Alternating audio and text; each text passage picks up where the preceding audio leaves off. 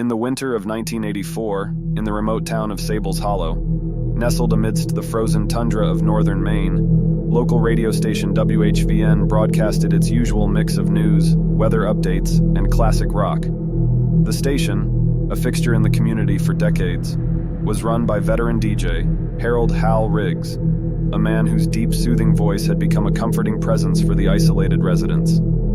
Hal's broadcasts often ran late into the night, especially during winter storms, providing vital updates and company to those trapped in their homes by the snow. But on one particularly bitter December evening, Hal's routine broadcast took a dark turn, setting the stage for an incident that remains unexplained to this day. That night, a severe blizzard had swept through Sable's Hollow, the worst in years. The snowfall was relentless, burying the town under a thick white blanket. As always, Hal was in the studio, his voice a calm beacon amidst the howling wind.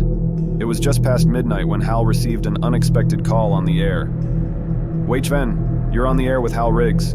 How can I help you tonight? Hal's voice echoed through the static-laden line. The caller was a woman, her voice trembling, barely audible over the storm's din. Hal, please, you have to help us. He's outside, he's watching us. Hal, seasoned yet always empathetic, responded with concern.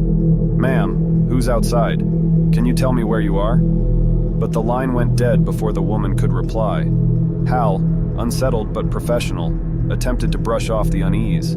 He reassured his listeners that it was likely just a prank, exacerbated by the storm's fury. Yet, as the night progressed, more calls came in, each more disturbing than the last, all from different voices, all claiming that someone or something was watching them from the darkness. With each call, Hal's concern grew. He tried contacting the local sheriff's office, but the lines were down, a common occurrence in such severe weather.